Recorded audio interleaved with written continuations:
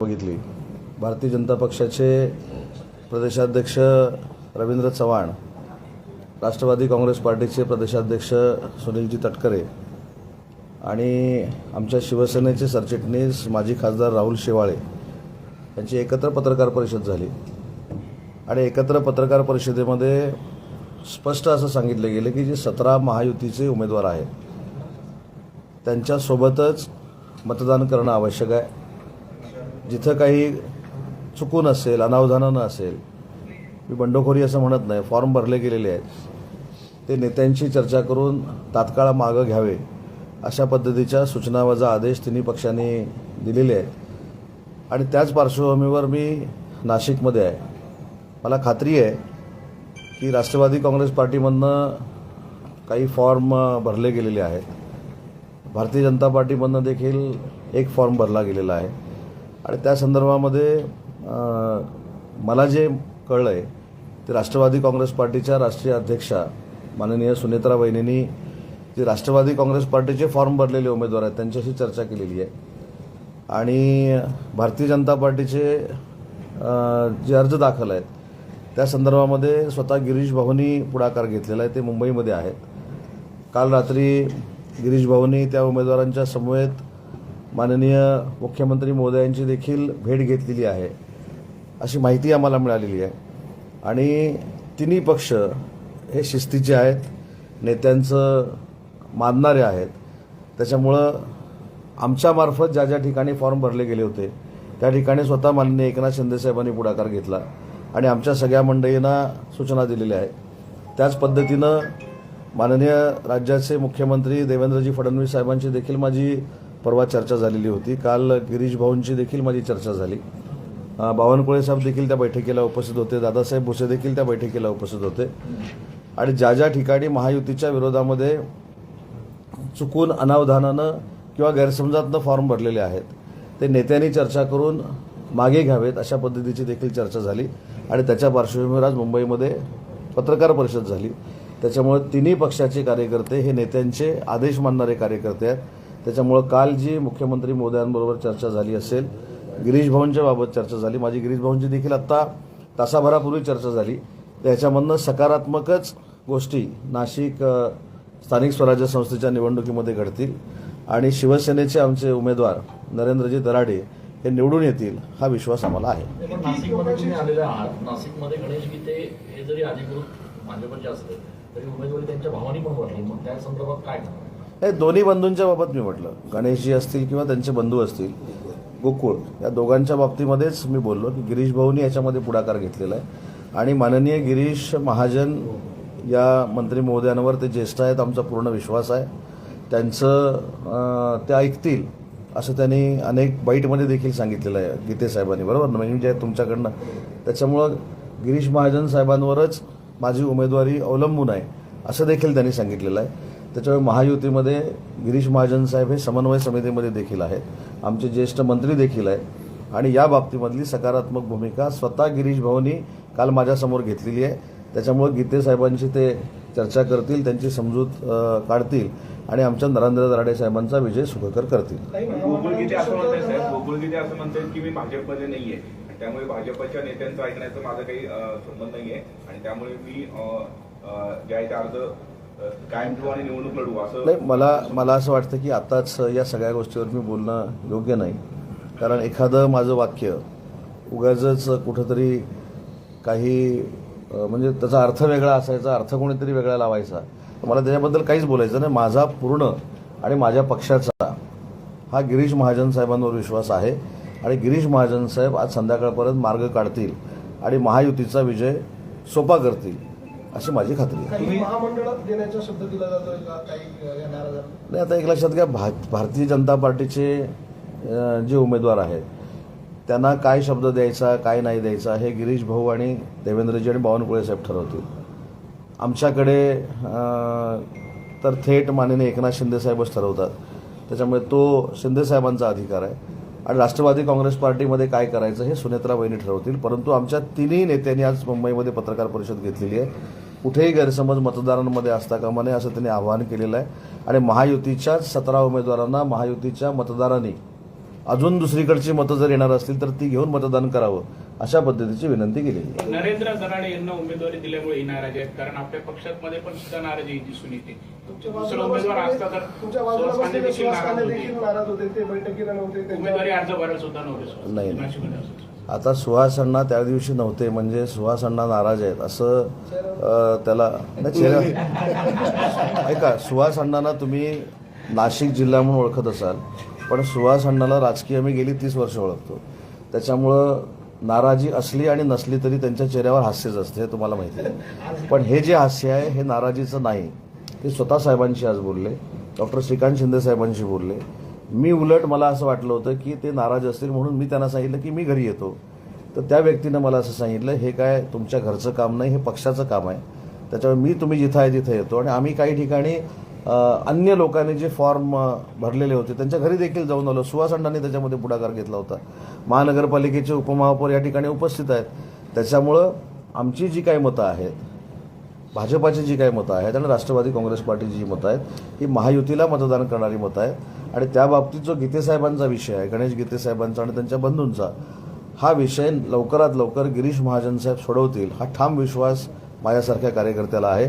कारण गिरीश महाजन साहेबांच्या सांगण्यावरून मी नक्की फॉर्म मागे घेऊ शकतो असे अनेक बाईट त्यांचे आम्ही ऐकलेले आहेत. तर एवढे तुल्यबळ उमेदवार तुमच्याकडे असताना सुहासांनाचा विषय जो सुरू होता, काय नेमका क्रायटेरिया लावण्यात आला उमेदवारी फायनल करताना तुमच्याकडून? नाही, पहिली गोष्ट अशी आहे की शिवसेना हा असा एक पक्ष आहे की तिथे उमेदवारी जाहीर झाल्यानंतर तो क्रायटेरिया काय होता, कशा पद्धतीचा होता, याच्यापेक्षा पक्षाच्या प्रमुखांचा आदेश झालेला आहे, पक्षाच्या मुख्य नेत्यांचा आदेश झालेला आहे. त्याच्यामुळे आम्ही सगळ्यांनी एकत्र बसून, मी देखील संपर्क मंत्री इथला असल्यामुळं साहेबांना शब्द दिला आहे की आम्ही सगळे एकत्र आहोत, चिंता करण्याची काय आवश्यकता नाही. तुम्ही इतर काही उमेदवारांची भेट घेतली, मात्र गणेश गीते यांची तुम्ही भेट घेणं अपेक्षित होतं. परंतु नाही, गणेश गीतेंची हे बघा, गणेश गीतेंची नक्की भेट मी घेईन. गणेश गीते आता जर नाशिकमध्ये आले असतील तर मी नक्की भेट घेईन. पण माझी जी माहिती अशी आहे की गणेश गीते काल रात्रीपासून मुंबईला आहेत. तुम्ही येणार म्हणूनच गेलेत की? आता मी सांगितलं की गिरीश महाजन साहेबांनी त्यांना बोलून घेतलं. गिरीश महाजन साहेबांनी मुख्यमंत्री मोदयांकडे त्यांना घेऊन गेले होते, ही इथपर्यंत मला माहिती आहे. पण त्याच्या पुढे जाऊन मी सांगितलं की गणेश गीते साहेबांच्या बाबतीत मी बोलण्यापेक्षा त्यांनी स्पष्ट तुमच्यामार्फत बाईट दिलेला आहे की गिरीश महाजन साहेब जे सांगतील ते मी करणार आहे. त्याच्यामुळे गिरीश महाजन साहेब समन्वय समितीचे सदस्य आहेत, आमचे ज्येष्ठ नेते आहेत महायुतीतले. त्याच्यामुळे गिरीश महाजन साहेब महायुतीच्या संदर्भातला हा जो निर्णय आहे, त्यांचा अर्ज मागे घ्यायचा, हा पुढाकार घेऊन घेतील, हा विश्वास आम्हाला शिवसेनेच्या सगळ्या मंडळींना आहे. सामंत साहेब, अशीही आता चर्चा आहे सुरू की शिंदेच्या सेनेला रोखण्यासाठी भाजपने बंडखोर उतरवले आणि त्या बंडखोरांना ठाकरेंची शिवसेना मदत करते. जवळपास 50 मतं नाशिकमध्ये ठाकरेंच्या सेनेचे त्यांनी उमेदवार दिला नाही.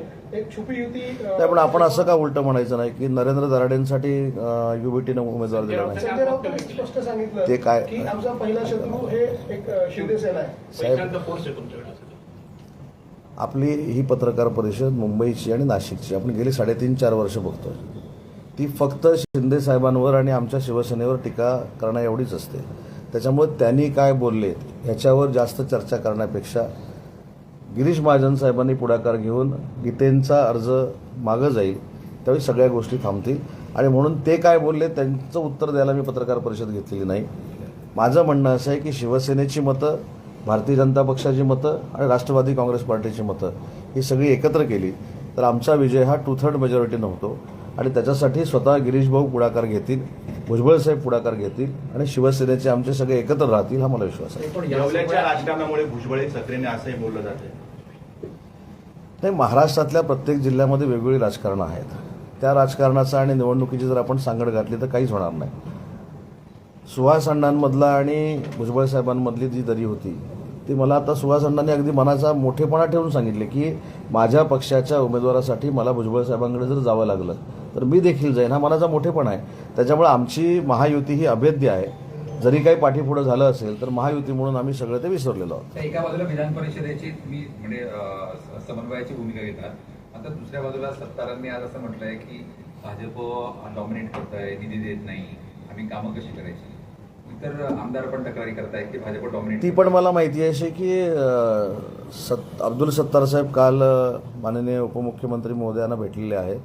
त्याच्यामुळं मी काय सांगितलं की आज जी पत्रकार परिषद झाली त्या पत्रकार परिषदेमध्ये जे 3 नेत्यांनी महायुती म्हणून सांगितलेलं आहे तसंच्या तसं उद्या घडेल.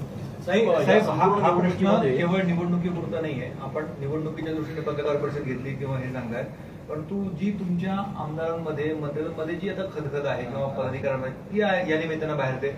अब्दुल सत्तार एकच नाही तर संजय गायकवाड ते पण या स्वरूपाची वक्तव्य करतायत. इथे जरी तुम्ही स्थानिक पदाधिकाऱ्यांशी चर्चा केली तर ते याच बाबत सांगतील. हे बघा, महायुतीमध्ये किंवा अलायन्समध्ये काम करताना पाठीपुढे होत असतं, त्याच्यामध्ये नाकारून काय उपयोगाचं नाही. पण त्याच्यामध्ये शेवटी शिवसेना म्हणून आम्ही जेव्हा काम करतो त्यावेळी आमच्या मुख्य नेत्यांचा पक्षप्रमुखांचा आदेश आम्ही मानतो. त्या पद्धतीनं पक्षप्रमुखांनी प्रेस कॉन्फरन्सच्या माध्यमातून आमच्या सरचिटणीस राहुल शेवाळ्यांमार्फत जो संदेश आम्हाला सगळ्यांना दिलेला आहे तो तुमच्या माध्यमातून सगळ्यांनी बघितलेला आहे. त्याच्यामुळे महायुतीमध्ये जी खतखत काही मंडळींनी व्यक्त केलेली आहे त्यासाठी समन्वय समिती आहे. त्याच्यामध्ये बावनकुळे साहेब, गिरीश महाजन आहेत, मी, दादा भुसे साहेब आणि शंभूराज देसाई आहोत, आणि तिकडून भुजबळ साहेब आणि मुश्रीफ साहेब आहेत. तर आम्ही दर आठवड्यामध्ये मंगळवारी ही चर्चा करत असतो. त्याच्यातनं हे मार्ग निघतील आणि कुठच्याही मित्रपक्षाच्या आमदारावर किंवा कार्यकर्त्यावर अन्याय होणार नाही ही दक्षता आम्ही समन्वय समितीतनं घेत असतो. समन्वय समितीतले 2 मंत्री अडचणीचे ठरतात तुमच्या सध्या. साहेब, राजकारणामध्ये कसं आहे की काही गोष्टीमध्ये आता ते योगायोगानं समन्वय समितीमध्ये आहेत, पण मी अडचणीचं ठरतं असं म्हटलेलंच नाही. माझ्या पत्रकार परिषदेमध्ये मी कुठेही अडचणीचं ठरतंय असं म्हटलं नाही. नाहीच ना. नाही ना, तुम्हाला तसं वाटत असेल, पण मी असं म्हटलं की तुमच्याच माध्यमातून गीते साहेबांच्या बाबतीत मी असं ऐकलेलं आहे की गिरीश भाऊंनी सांगितलं तर 1 मिनिटामध्ये मी फॉर्म मागे घेणार, बरोबर आहे की नाही. मग गिरीश भाऊ हे आमच्या पक्षामधले जरी नसले तरी मित्रपक्षाचे नेते आहेत, समन्वय समितीमध्ये आहेत, ज्येष्ठ मंत्री आहेत, तर ते महायुतीचा आमचा उमेदवार इथं आणण्यासाठी गीते साहेबांना विनंती करतील आणि फॉर्म मागे घेतील, हा मला विश्वास आहे. त्याच ठिकाणी गणेश गीतेंचे बंधू गोकुळ गीते हे म्हटले की मी कुठल्याही परिस्थितीमध्ये माघार घेणार नाही. त्यांनी तोच मगाशी प्रश्न विचारला, त्याचं उत्तर मी ऑलरेडी दिलेलं आहे. तर त्याच्यामध्ये गिरीश महाजन साहेबांचा रोल हा सकारात्मक असेल आणि पुढे आम्ही नक्की विजयी पाऊल टाकू याचा आम्हाला विश्वास आहे. साहेब, महाविकास आघाडीकडनं उमेदवार जो दिलेला नाहीये तर त्याचा आधार त्यांनी असा घेतलाय की घोडे बाजार मोठ्या प्रमाणात सुरू आहे आणि आम्ही कुठेच तिथे लागत नाही, संख्येने सुद्धा आणि पैशाने. मग सगळीकडचेच फॉर्म मागे घ्यायला पाहिजे होते ना. हा कसं आहे, हे नाटक आहे. नाशिकमध्ये येऊन सांगायचं घोडे बाजार भरपूर आहे म्हणून आम्ही नाशिकला अर्ज भरला नाही. मग एवढीच जर घोडे बाजाराची काळजी आहे तर अख्ख्या महाराष्ट्रातले अर्ज त्यांनी मागे घ्यावे ना, बरोबर आहे की नाही. त्याच्यामुळे हे ठीक आहे. पण दुसरं एक मला महत्त्वाची गोष्ट जी सांगायची आहे की याच पत्रकार परिषदेमध्ये की काही लोकांनी आम्हाला निमंत्रण दिलंय, मातोश्रीवर या, इकडे या, तिकडे या, काय तर आम्हाला काही मातोश्रीवर जायची काही अजिबात आवश्यकता नाही. याच्यामध्ये महत्त्वाची गोष्ट अशी आहे की शिवसेना कोणाची हा जेव्हा कौल आम्ही मतदारांकडे मागायला गेलो त्यावेळी वंदनीय बाळासाहेबांच्या विचाराची एकनाथ शिंदे साहेबांच्या नेतृत्वाखाली चालणारी शिवसेना, गट नाही, शिवसेना हीच खरी शिवसेना आहे, हा आशीर्वाद मतदारांनी दिला. महाराष्ट्रामध्ये 72पेक्षा जास्त आमचे नगराध्यक्ष आहेत. जवळजवळ आताच्या निवडणुकीमध्ये जवळजवळ 1800 ते 1900 किंवा 2000पर्यंत आमचे आताच्या निवडणुकांमध्ये मतदार आहेत शिवसेनेचे. महानगरपालिकेमध्ये 500पेक्षा जास्त नगरसेवक आहेत. 80पैकी 60 आमचे आमदार निवडून आलेले आहेत. त्याच्यामुळे जे काय उगाच जे गैरसमज पसरवला जातोय की ह्यानी या, ह्यानी नको, ह्यानी या, त्यांनी नको, आम्ही येतो म्हणून सांगितलं कुठं, आम्हाला गरजच नाही. मुद्दा असा आहे की ज्यावेळी अशा पद्धतीच्या चर्चा होतात त्यावेळी एक वेगळं वातावरण निर्माण करण्याचा काही लोकांचा प्रयत्न असतो. अजिबात काय आम्हाला कुठे याची गरज नाही. माननीय एकनाथ शिंदे साहेबांच्या नेतृत्वाखाली शिवसेना पक्षाला 100% भरभरून आशीर्वाद जनतेनं दिलेले आहेत, महाराष्ट्राच्या मतदारांनी दिलेले आहेत. त्याच्यामुळे ही चर्चा देखील जे करतायत त्यांना ती करू दे, परंतु आमची शिवसेना आहे आणि समोरचा उभाठा गट आहे हे मग सगळ्यांनी आधी समजून घेतलं. ते तुम्हाला नुसतं निमंत्रण देत नाही, तुम्हाला पश्चाताप झाला असेल तर तुम्ही असं म्हणतात. आम्हाला पश्चाताप झालाय त्यांना कसं कळलं झाला असेल. आधी पहिली गोष्ट लक्षात घ्या, अशाच पत्रकार परिषदेमुळं 20 वर आले. अशाच पत्रकार परिषदेमुळं 6 नगराध्यक्ष झाले, त्यातले 2 आता आमच्याकडे येत आहेत. अशाच पत्रकार परिषदेमुळं महानगरपालिकेमधली सत्ता गेली. अशाच पत्रकार परिषदेमुळं ह्या सगळ्या गोष्टी झालेल्या आहेत. त्यामुळे त्यांच्या पत्रकार परिषदेवर बोलण्यापेक्षा शिवसेना म्हणून मी आमचा खुलासा केला की शिंदे साहेबांच्या नेतृत्वाखाली, हे बघा पश्चाताप कोणाला झाला होता, आले ना आमच्याकडं, झाले ना उपमहापौर. शिवसैनिक शिवसेनेतच राहू शकतो. बघा शिवसैनिक खऱ्या शिवसेनेतच राहू शकतो. त्याच्यामुळं पश्चाताप कोणाला झाला, जे तिकडं होते त्यांना झाला, म्हणून ते आले ना. त्याच्यामुळे हे मोठे म्हणतो. खासदार किती येणार? किती खासदार येणार आता? नाही, आता आपण पहिलं विधान परिषदेवर बोलू, खासदारांचा नंतर वेगळा, खासदारकी नंतर आहे. पश्चाताप झालेल्यांची यादी केली का आपण? नाही, पश्चाताप हा शब्द त्यांचा आहे, आमचा नाही. मी त्याचा फक्त खुलासा केला की शिंदेसाहेब उपमहापौरांच्या बाजूला बसलेत म्हणून पश्चाताप कसा झाला हे दाखवून दिलाय त्यांनी. त्याच्यामुळं पश्चातापाच्या कोणी आम्हाला गोष्टी सांगूच नये. आणि मतदारांनी सांगितले की शिंदेसाहेबांच्या नेतृत्वाखाली चाललेली शिवसेना हीच वंदनीय बाळासाहेबांच्या विचाराची शिवसेना आहे, धनुष्यबाणाची शिवसेना आहे, म्हणून आम्हाला भरभरून दिलं ना मतदारांनी. त्याच्यामुळे चिंता करण्याची काही आवश्यकता नाही आणि आम्हाला कुठं जायची काय आवश्यकता नाही. रोहित पवारांनी असा आरोप केलाय की MLCच्या एकेका जागेसाठी 50-50 कोटींचा रेट जो आहे तो निघालेला आहे. कसं बघताय याच्याकडे? काय फक्त बघतो त्यांची पत्रकार परिषद मी आणि काय बोलणार. एखाद्या गोष्टीला जर उत्तरच नसेल आणि एखाद्या गोष्टीचा अशा पद्धतीनं विपर्यास करून सांगण्याची जर पद्धत असेल त्याच्यावर काय बोलायचं. शेवटी अशा गोष्टी करून अशा पत्रकार परिषद घेऊन आमचा पराभव निश्चित आहे हे त्यांनी शिक्कामोर्तब केलं. याच्या पलीकडे काय.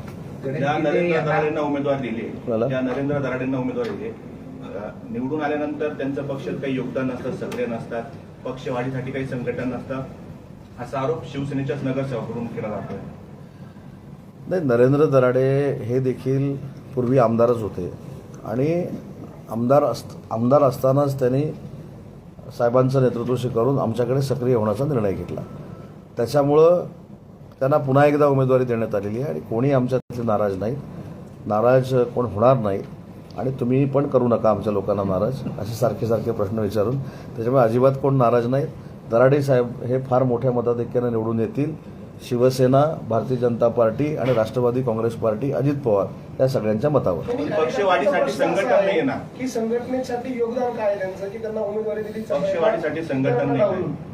त्यावेळेला जागा पक्षाला सुटती, त्यावेळेला एखाद्या निष्ठावानाला जो संघटना वाढतो अशाला साधारणतः उमेदवारी मिळणं अपेक्षित असं कार्यकर्त्यांच्या मध्ये. अशा वेळेला ज्यांचं योगदान नाही असं त्यांच्यामध्ये आणि अशा लोकांना उमेदवारी दिली म्हणून ते नाराजी व्यक्त करणार. नाही, नाराजी, मी असं म्हटलं की नाराजीपेक्षा आपला नेता हा शब्द पाळणारा नेता आहे हे समजून घेतलं पाहिजे. संघटनेबद्दलचं योगदान, संघटनेचं काय, संघटनेचं काय, हा नंतर आम्ही सगळ्यांची चर्चा करू. परंतु एखादी व्यक्ती साहेबांवर विश्वास ठेवून आमदार असताना जर पक्षामध्ये आली असेल आणि त्यांना साहेबांनी जर शब्द दिला असेल तर शब्द पूर्ण करणारा नेता अशी माननीय एकनाथ शिंदे साहेबांची जी खासियत आहे त्याच्यावर एकनाथ शिंदे साहेबांनी शिक्कामोर्तब केलेलं आहे. पक्ष वाढला तर ग्रामीण भागात जिल्हा परिषदेच्या निवडणुकीला देखील आपल्याला फायदा होऊ शकतो, हे आपल्याला. कसं पक्ष वाढवणारे सगळे आहेत हे.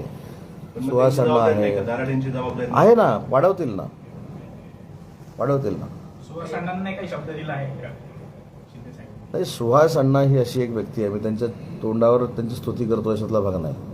कुठचीही कमिटमेंट घेऊन मला हे पाहिजे, मला ते पाहिजे तरच मी काम करेन अशा पद्धतीची भूमिका त्यांनी त्यांच्या राजकीय कारकिर्दीमध्ये कधीच घेतलेली नाही.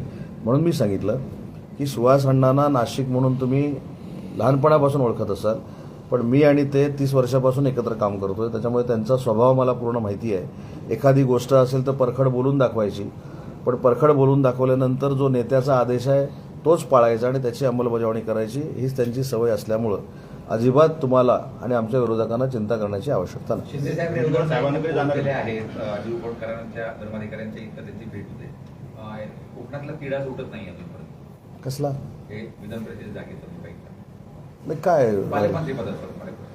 नाही, ह्याच्यामध्ये मी परवा भरत शेठ गोगावलेंच्या वाढदिवसाच्या निमित्तानं देखील सांगितलं की रायगड जिल्ह्यामध्ये भरत शेठ गोगावलेच त्या जिल्ह्याचे पालकमंत्री व्हावे ही प्रामाणिकपणानं शिवसेना म्हणून आमची सगळ्यांची भूमिका आहे आणि तशा पद्धतीचा भविष्यामध्ये निर्णय करण्याच्या दृष्टीनं आम्ही सगळ्यांनी माननीय मुख्यमंत्री महोदयांना विनंती केलेली आहे. त्याच्यावर सकारात्मक निर्णय घेतला जाईल याची पूर्ण आम्हाला खात्री आहे. गणेश गीते यांच्या विरोधात कायदेशीर कारवाई पण काही सुरू केली असे कळतंय दराडे यांनी उच्च न्यायालयात. कोणी? असं कळालं की गणेश गीते यांचा जामीन रद्द करावा म्हणून नाही, उच्च न्यायालयात कोणी तक्रार. अजिबात नाही. पहिली गोष्ट ही, आता जसं खासदारकीला फेक नरेटिव्ह काही लोक सेट नाही फेक नरेटिव्ह सेट केला आहे, तसं गणेश गीतेंच्या मनामध्ये काहीतरी वेगळं निर्माण करून देण्यासाठी काही लोकांचा प्रयत्न असेल. अजिबात असलं काय झालेलं नाही. आणि असं कोण करणार देखील नाही. आम्ही मैदानात जाऊन जिंकणारी लोक आहोत. असं कर, अर्ज कर, तसं कर, असं काहीच नाही. म्हणून आम्ही विनंती करतोय. गणेश गीते साहेबांना विनंती करण्यामागचं, गिरीश भाऊंना विनंती करण्यामागचं कारण हे आहे की कोर्ट कचेऱ्याने कोणाला अडचणीत आणणं आणि एखाद्याला अडचणीत आणून दबाव आणणं ही शिंदे साहेबांच्या नेतृत्वाखालच्या शिवसेनेची पद्धत नाही. भविष्यात होऊ देखील आम्ही देणार नाही. त्याच्यामुळं उगाचच उमेदवारावर काहीतरी वेगळ्या पद्धतीनं आरोप करून गणेशजींच्या मनामध्ये काहीतरी संभ्रम निर्माण करायचा, त्यांच्यामध्ये गैरसमज निर्माण करायचा. तर मी तुमच्या माध्यमातून गणेशजींना सांगतो की अशा बाबतीमध्ये कोणी कोणाचं समर्थन करणार नाही. आणि नरेंद्र दराडे असतील किंवा किशोर दराडे असतील यांनी असलं काहीही केलेलं नाही, हे मी रेकॉर्डवर सांगतो. गणेश गीतेंनी माघार घेऊन गोकुळ गीतेंनी जर फॉर्म कायम ठेवला तर पुढची शिवसेनेची भूमिका काय असेल? सर थांबा जरा, उद्या 4 वाजता तीन तुम्ही असं उद्याचे प्रश्न पण तुम्ही आजच विचारता, त्याच्यामुळे भीती वाटते. हां नाही, बघू ना आता. आधी उद्याचं तुम्ही कधीपर्यंत आहात नाशिकमध्ये? तुम्ही सांगाल तितके वेळ थांबतो. साहेब, जसं तुम्ही जर हे सगळं करून देणार असाल तर तुमच्याबरोबरच फिरतो ते हे घेऊन. 18 जून पर्यंत थांबले तर नाराजी कळेल तुम्हाला. काय 18 जून पर्यंत थांबले तर नाराजी कळेल बा. तुम्ही म्हणताय कधीपर्यंत थांबले? तुम्ही अजिबात चिंता करू नका. तुम्ही आमच्या कार्यकर्त्यांपेक्षा लोड जास्त घेतला.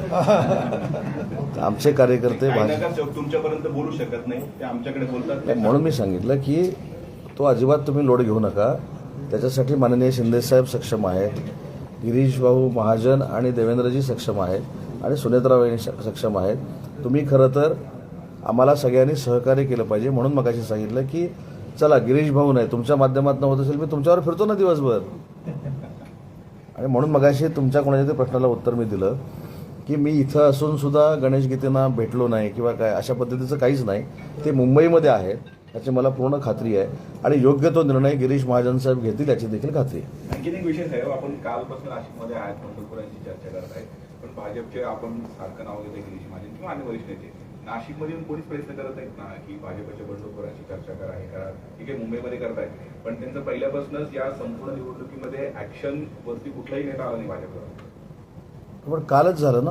समन्वय समिती नाही, अर्ज दाखल करण्यासाठी सुद्धा भाजपला तुमच्याबरोबर असते तर चित्र आणखी वेगळं असतं असं. त्याने साहेब कसं आहे, हे सगळं होईल, तुम्हाला बघायला मिळेल. हे सगळं तुमच्या मनातल्या सगळ्या इच्छा महायुती पूर्ण करेल. तुम्ही अजिबात चिंता करू नका. गिरीश भाऊ माझ्याबरोबर दिसतील, भुजबळ साहेब मध्ये असतील, कारण ते सिनियर आहेत. आम्ही दोघं बाजूला असू. दादा भुसे साहेब असतील, सुहास अण्णा असतील, आमचे शिंदे साहेब असतील, दराडे साहेब असतील. तुम्ही अजिबात चिंता करू नका. तुम्हाला जो आवश्यक फोटो आहे ना तो आम्ही लवकरात लवकर देऊ. विधान परिषदेच्या जागा वाटपामुळे आता पालकमंत्री पदाचा तिढा जो आहे तो सुटला असं म्हणता येईल, कारण जागा वाटप करताना तशाच पद्धतीने झालेली. कुठेतरी पुन्हा एकदा भाजपला दिले. पालकमंत्री पदाचं आम्ही मगाशी एक वाक्य वापरलं की रायगडचा पालकमंत्री माननीय भरतशेठ गोगावले साहेब व्हावे, ही आम्ही सगळ्यांनी देवेंद्रजी फडणवीस साहेबांना मुख्यमंत्री म्हणून विनंती केलेली आहे. त्याच्यामुळं पालकमंत्री पदाचा अधिकार हा 3 नेत्यांना आहे. माननीय देवेंद्रजी, माननीय शिंदे साहेब आणि माननीय सुनेत्राबाईंनी. ते योग्य ते निर्णय घेतील आणि तुम्हाला ते कळेल. आज विधान परिषदेच्या बाबतीत आणि जे काय मातोश्री भेट किंवा मातोश्रीवर या असं जे काही सन्मानपूर्वक काही लोकांनी निमंत्रण दिलेलं आहे त्या संदर्भात मी तुम्हाला सांगितलं की आम्हाला पश्चाताप होण्याची काही गरजच नाही. जे पश्चाताप झाले ते आमच्याबरोबर आलेले आहे. तुम्ही रायगडबाबत नाशिकचं कोण व्हावं ताकदीने असं सांगताय. वाटतं पालकमंत्रीपद? हां, सावंतसाहेब, तुम्ही रायगडबद्दल महायुतीचा पालकमंत्री व्हावा असं वाटतं. तुम्ही रायगडबद्दल जितक्या ताकदीने म्हणालात की तिकडे भरतशेठ गोगावले व्हावा, एकूणच नाशिकबद्दल तुम्ही काही नाव घेतलं नाही. तिथल्या जागेवर एक लक्षात घ्या, मी सांगतो ना, ह्याचं पण उत्तर तुम्हाला देतो की मी ज्या पक्षाचा काम करतो, शिवसेना पक्षाचा मी मंत्री म्हणून काम करतो. स्वाभाविक नाशिक कशाला, प्रत्येक जिल्ह्याचा पालकमंत्री शिवसेनेचा व्हावा हेच मला वाटत असणार. पण शेवटी आम्ही महायुतीमध्ये काम करतो म्हणून मी त्याचं उत्तर तुम्हाला दिलं. 3 नेते ठरवतील काय करायचं ते आणि त्याच्यामध्ये देखील नाशिकचा निर्णय होईल. पण मला जर शिवसैनिक म्हणून विचारलं तर मी म्हणणार सगळ्याच जिल्ह्यामध्ये पालकमंत्री शिवसेनेचे झाले पाहिजेत. पण शेवटी निर्णय 3 नेते घेणार आहेत, ते 3 नेते निर्णय घेतील. नाशिकचे दादा दिसले नाही ते पण सांगतो. 3 जणी एकाच गाडीतनं गेलो होतो. पालकमंत्री पदाचे दावेदार दादा भुसे की सुहास कांदे? असं पालकमंत्री पदाचे दावेदार सुहास कांदे की दादा भुसे तुमच्याकडचे? नाही नाही, आता कसा प्रश्न आहे बघा. हा? पाठिंबा जरी असला तरी आमचं मतदानाला हक्क आहे. मतदान काय भाजप- म्हटलं, मतदान जर नसेल तर आमची किती काळजी आहे तुम्हाला?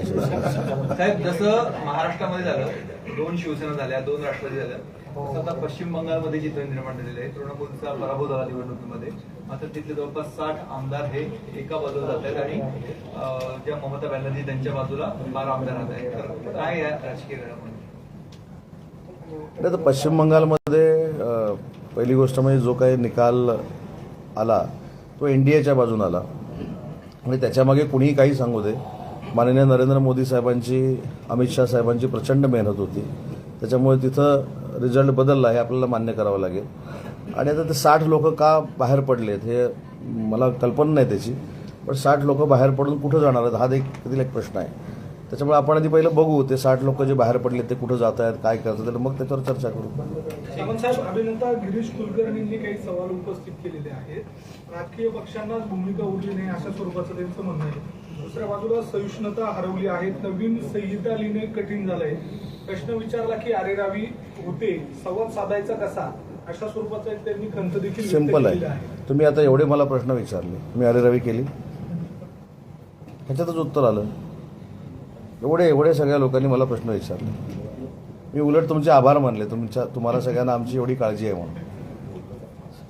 हे बघा, हल्ली कोणी लिहितं, व्यक्ती स्वातंत्र्य आहे, मोबाईल स्वातंत्र्य आहे, व्हॉट्सअप स्वातंत्र्य आहे, त्याच्यानंतर अजून काय ते फेसबुक स्वातंत्र्य आहे. तुम्ही गेल्या का मग? त्यांच्या वतीने तुम्हीच बोलू. आम्ही त्यांना बोलूच दिलं नाही. अण्णा बोला. 30 वर्षाचे मंत्रिमंडळ. ठीक आहे अण्णा घ्या.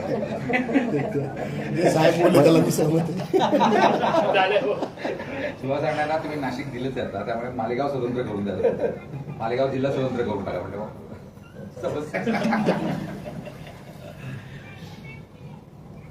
हे बघा, हे कोणाचं तरी आहे.